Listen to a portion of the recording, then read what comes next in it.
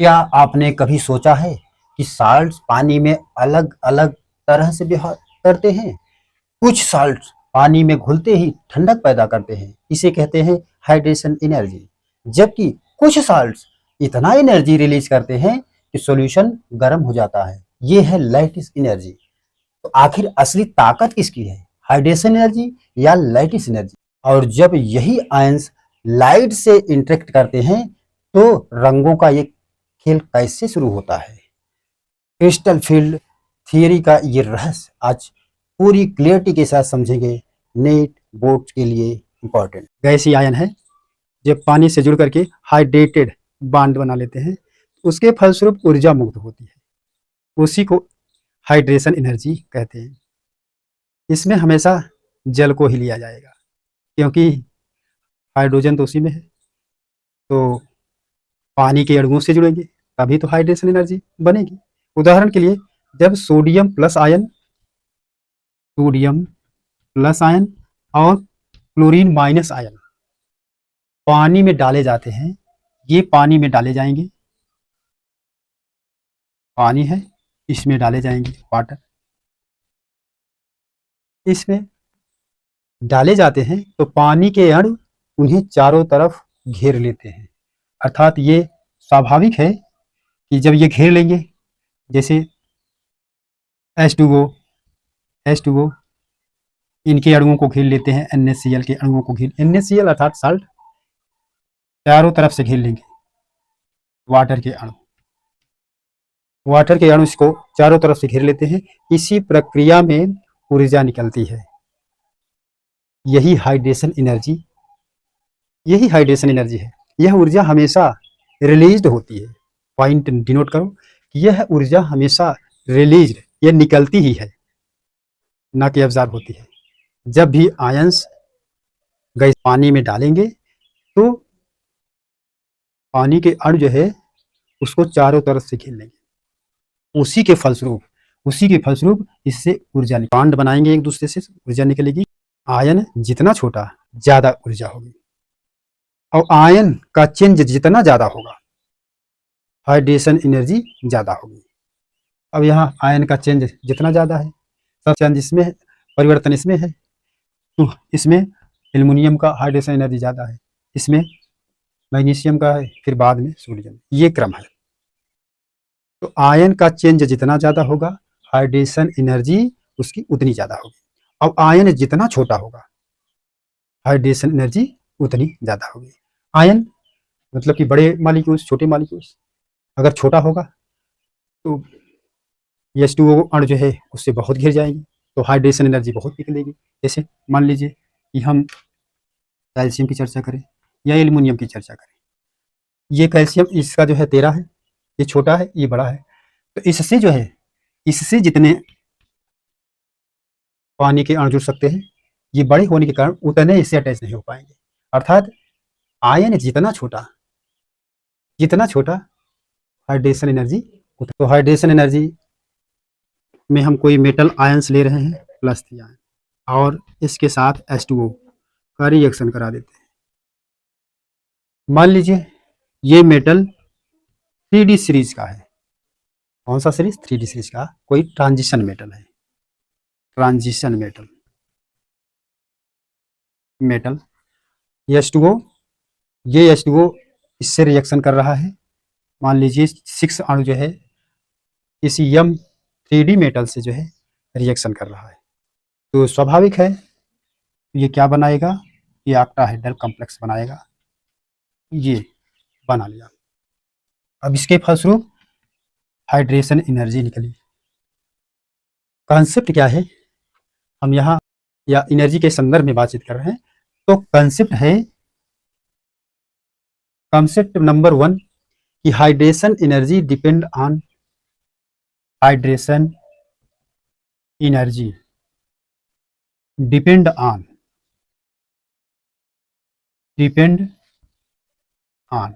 किस पर निर्भर करता है? किस पर निर्भर करता है? क्रिस्टल फील्ड स्प्लिटिंग एनर्जी पर निर्भर करता है, और जेफ पर। ये 2 पॉइंट जो है ये हाइड्रेशन एनर्जी डिपेंड करता है। जब क्रिस्टल फील्ड स्प्लिटिंग एनर्जी जिसकी ज़्यादा होगी उसकी हाइड्रेशन एनर्जी ज़्यादा होगी। जेफ जिसका effect Z effective nuclear charge का मान ज़्यादा होगा, हाइड्रेशन एनर्जी ज़्यादा होगी। हाइड्रेशन एनर्जी किस पर निर्भर करता है? क्रिस्टल फील्ड स्प्लिटिंग एनर्जी और जेफ पर निर्भर करता है। If crystal field splitting energy is more than hydration energy ज़्यादा रहेगी। यदि जेफ का मान बढ़े, हाइड्रेशन एनर्जी का मान बढ़ेगा। अर्थात जब जेड इफेक्टिव न्यूक्लियर चार्ज का मान जेड इफेक्टिव न्यूक्लियस चार्ज का मान बढ़ेगा तो हाइड्रेशन एनर्जी का मान बढ़ेगा। और जब हाइड्रेशन एनर्जी किसी की बढ़ती है तो उसकी एसिडिटी भी बढ़ती है, क्योंकि जल है, जल योजन क्रिया है। अर्थात जब हाइड्रेशन एनर्जी बढ़ेगा तो एसिडिटी भी बढ़ता है, एसिडिटी भी बढ़ता है। मान लीजिए कोई कॉम्प्लेक्स है यम H2O टेकन 6 और इसमें +2 चार्ज दिया गया है। तो ये 3D मेटल हम मानकर चल रहे हैं, 3D सीरीज का कोई मेटल है और H2O जुड़ा है, 6 से H2O जुड़ा है। इसका मतलब ये वीक फील्ड लिगेंड होने के कारण ये हाई स्पिन कॉम्प्लेक्स होगा। तो हम ये देखते हैं कि मेटल डाईवेलेंट है, मेटल ये डाईवेलेंट है और वो 3D सीरीज का है। यहाँ H2O कॉम्प्लेक्स है, H2O कॉम्प्लेक्स ये इसकी वैलेंसी के बाद जितने भी कॉम्प्लेक्स बनेंगे, इस वैलेंसी के बाद जितने भी कॉम्प्लेक्स बनते हैं वो सब जो है हाई स्पिन होते हैं। तो कैसे देखते हैं, हम 3D सीरीज के तत्वों को लिख रहे हैं। शक्तिवान करे मना फिर कौन निकाले कुएं से जान। ये 3D सीरीज के और ये यस ब्लॉक का कोई एलिमेंट है। तो ये +2 है। जब हम इसका क्रिस्टल फील्ड स्प्लिटिंग करते हैं तो इसमें D0 इलेक्ट्रॉन है, अर्थात ये डी सीरीज का एलिमेंट है ही नहीं तो D0 कहा जाएगा। ये इस पर भी +2, इस पर भी +2, सब पर जो है +2 चार्ज लगा है, +2 चार्ज लगा है। जब +2 चार्ज लगा है तो इसका हम इलेक्ट्रॉनों के बारे में जान लेते हैं। इसमें D1 इलेक्ट्रॉन रहेंगे, D2, D3, D4, D5, D6, D7, D8, D9 और D10। ये इसका कॉन्फ़िगरेशन है, 3D सीरीज का इसका कॉन्फ़िगरेशन है। जब हम इसमें क्रिस्टल फील्ड स्प्लिटिंग एनर्जी का मान निकालते हैं तो ये इसका तो मान 0 है, तो crystal field splitting energy calcium इसका मान जो है 0 है, तो हम यहाँ 0 लिख देंगे। जब हम D1 की बात करते हैं तो इसका मान आता है -4DQ, इसका मान -8DQ, इसका मान -1.2DQ, क्रम से आ रहा है। अब D4 जब चलते हैं तो इसका मान क्या हो जाता है, D4 का 6 -6DQ। अब D5 का मान -0DQ। अब पुनः इसी रेशियो में बढ़ता जाता है, क्रिस्टल फील्ड स्प्लिटिंग एनर्जी पुनः उसी रेशियो में बढ़ेगा। कैसे? पुनः -4DQ crystal field energy, -8DQ crystal field energy. यहाँ जो है 12DQ एनर्जी पुनः घटेगा, कितना? जैसे यहाँ तक 12 है ये DQ, यहाँ कितना आएगा? -6DQ क्रिस्टल फील्ड एनर्जी और इसका 0DQ क्रिस्टल फील्ड एनर्जी। तो इसमें हम ये देख रहे हैं कि एक रेशियो में जो है बढ़ रहा है। आपको बताया गया है क्रिस्टल फील्ड स्प्लिटिंग एनर्जी के संदर्भ में, चाहे जिसका को हम निकाल दें। चलो चलते हैं, एक तो निकाल देते हैं, D1 का ही निकाल देते हैं। तो D1 देखिए, D1, D2, D3 ये तो किसी पर डिपेंड नहीं करते। तो जब हम इसका क्रिस्टल फील्ड स्प्लिटिंग कराते हैं T2G, T2G, एक इलेक्ट्रॉन है इसमें, तो ऑक्टाहेड्रल कंपाउंड है। तो चलते हैं इसका CS crystal field splitting energy निकाल लेते हैं, -0.4 इंटू 1 प्लस 0.6 इंटू TG में कोई इलेक्ट्रॉन नहीं, डेल ऑक्टाहेड्रल प्लस MP कोई नहीं है, तो 4 का 4 -4 और यहाँ 0 हो गया तो इतना आ गया। इसको लिख सकते हैं -4dq। ये आपको हर जगह बताया गया है।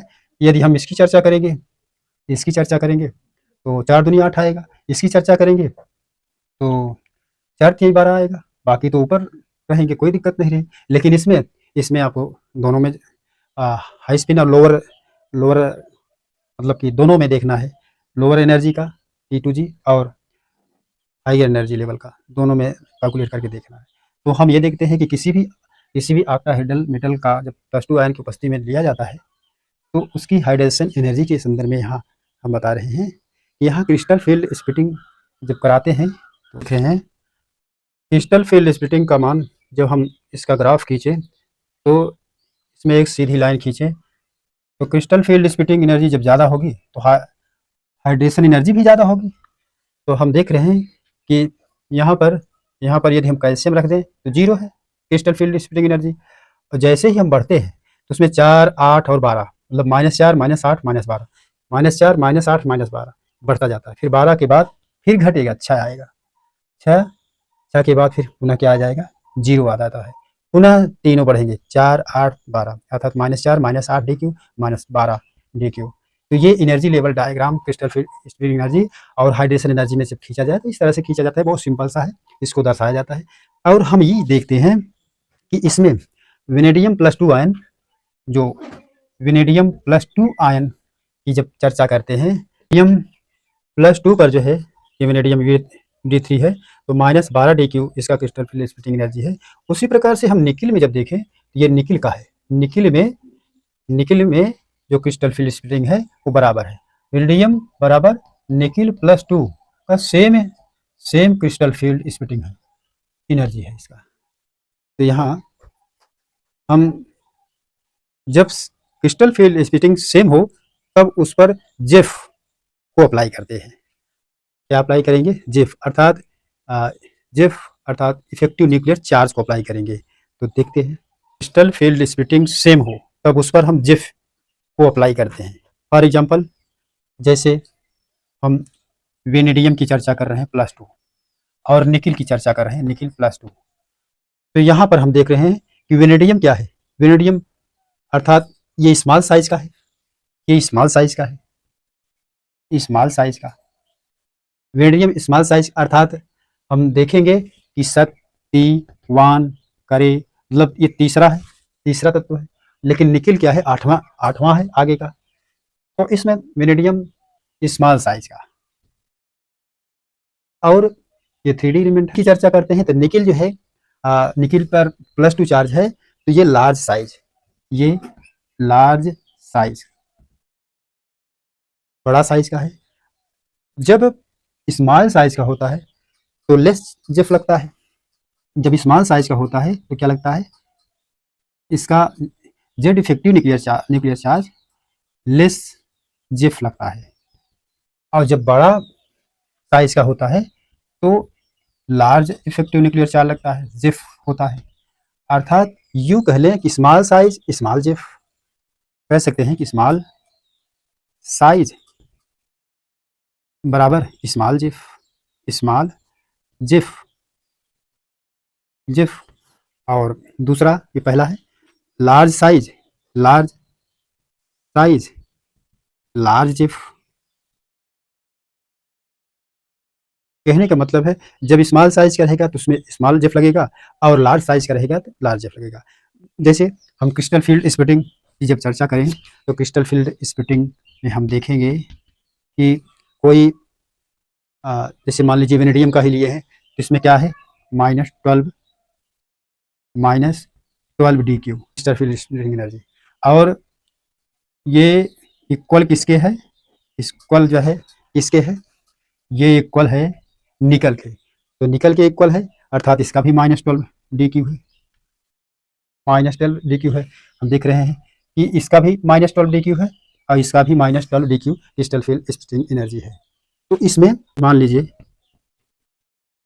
कैल्शियम +2 चार्ज, IMN +2 चार्ज और ZN +2 चार्ज दिया है।